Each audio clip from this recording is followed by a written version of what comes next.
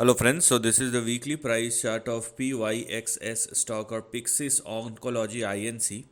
Now here I'm using the weekly chart just to show you the overall price chart very clearly, and if you focus on the entire or the overall range, you can expect a big price recovery going forward. Although because I'm using the weekly chart, so it's gonna take time, so you have to, rather than focusing on timing the trend, you have to focus on the trend itself.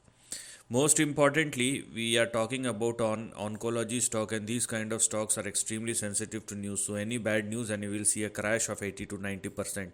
So apart from the technical and fundamental risk, there is a news risk as well.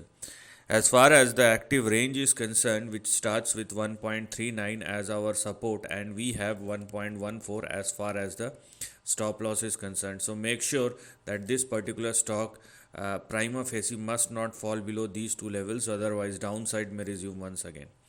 Now, because PYXS is trading both above 1.14 and 1.39, that is why the next two immediate targets which are currently active are 2.77 and 3.35.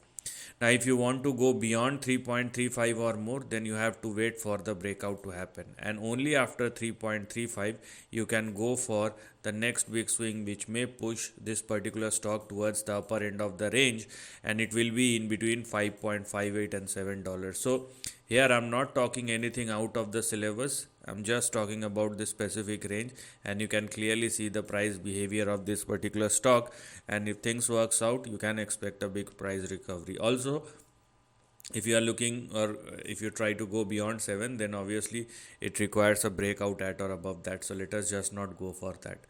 Last but never the least, this particular stock is volatile, so it's not going to give you any kind of stability even if it swings higher, so please take a note of it. So this is the end of the video. Thanks for watching.